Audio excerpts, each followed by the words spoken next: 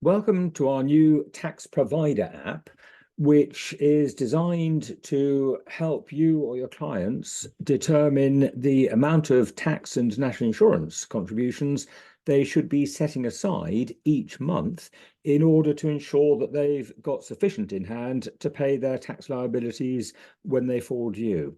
And this particular Tax Provider app has been made possible as a result of basis period reform, so that we're all now on a basis period that coincides with the tax year, and that makes it far easier if you're self-employed to determine what the tax liability for each month should be.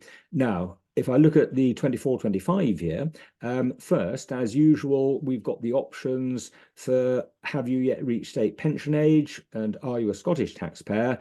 Although for technical reasons, we have to enter those on the tax provision 23-24 sheet, and although of course 23-4 is over, this could be useful, as we'll see later, for looking at provision of tax liabilities for 23-4. So you can either be yes or no for the state pension age. If it says yes, then that suppresses the NI calculations, and you can either choose I or no for Scottish, and that of course will switch, if you're Scottish, to the Scottish tax rate calculations. But let's assume that you're neither Scottish nor yet of state pension age, and go back to the 24-25 screen.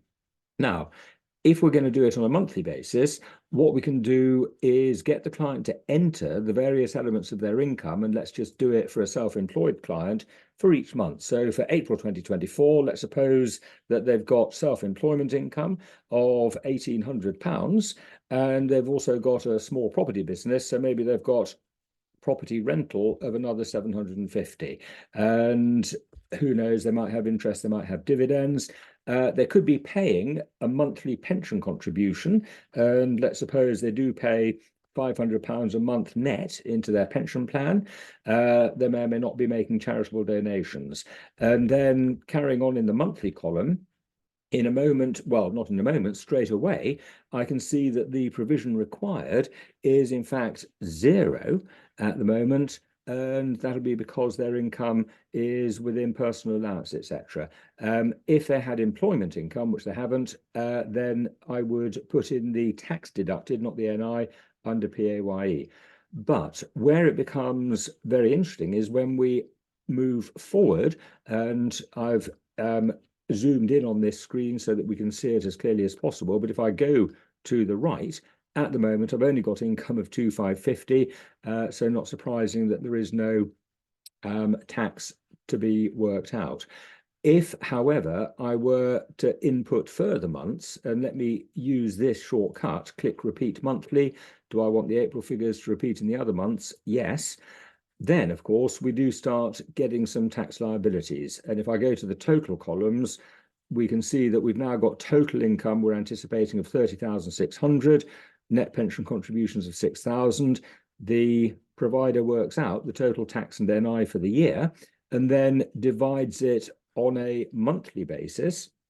And we haven't got any PAYE, but it shows that we should be providing £346 a month. Now, let's suppose that in April you do indeed provide 300, you're slightly under-provided. Well, maybe in the next month we over-provide and provide 500, and so it goes on. So you can see what the position is month by month. The provision basis can either be monthly or I can switch it to annual, and on an annual basis, well, in fact, because I've got the same monthly figures each month, I'll tell you what I'm going to do. I'm going to reset to zero. So am I sure? Yes, I am. And this time, let's put in self-employment income of, let's say, 25,000.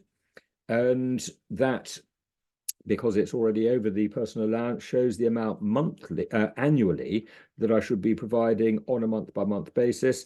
If I switch from annual to monthly, then that shows that in that particular month, on that particular amount of income, I should be providing 3,232, which makes more sense. If in the next month my self-employment income drops to say 14,000, then I would need to provide 2467 in that month, I can see that actually the earlier month's figure has changed, and that's because of the way the allowances, etc., are cumulative. If I were to go back on that, you've got 3232 for month one on its own. Well, let's suppose you do put £3,232 into a savings account so that you're not under-provided at that stage.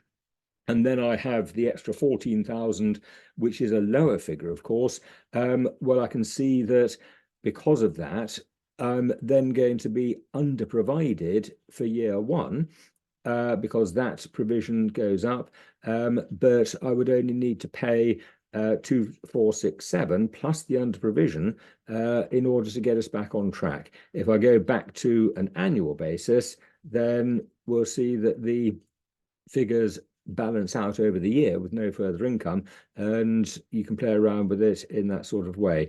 How to use, I've only put 2 sheets into this new tax provider app. Simply enter the figures, choose whichever basis, monthly or annual basis. Remember to input the PAYE, and enter amounts provided for, as I've said, in row 23. So that's what we've done.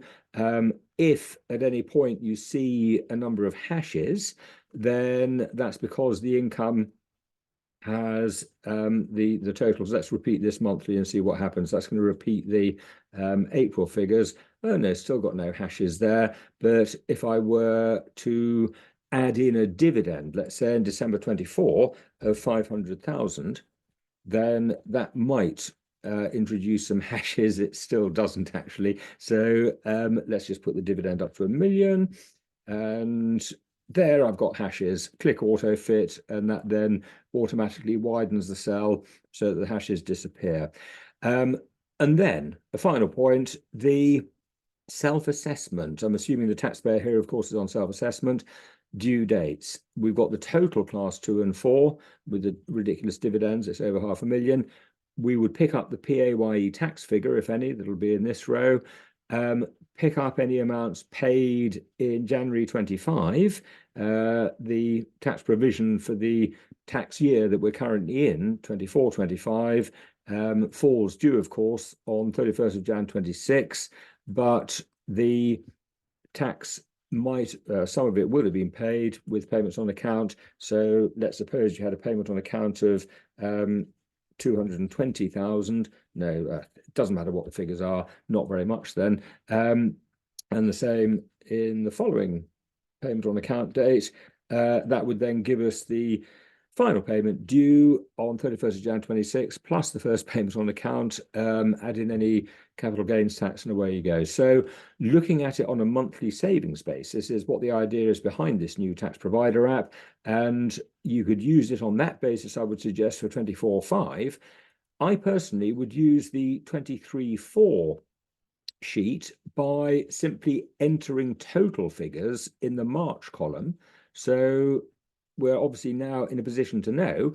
And if I were to enter the total figures, suppose we know that the taxpayer had employment income of 60,000, no pension income. Perhaps they had a self-employment at the same time with net profits of 24,000. Perhaps they had a bit of rental, maybe 12,000 in the full year. I'm just entering it in the March column to get the totals in. Maybe there was gross interest of 6,000. Maybe they had dividends in the year of 14,000.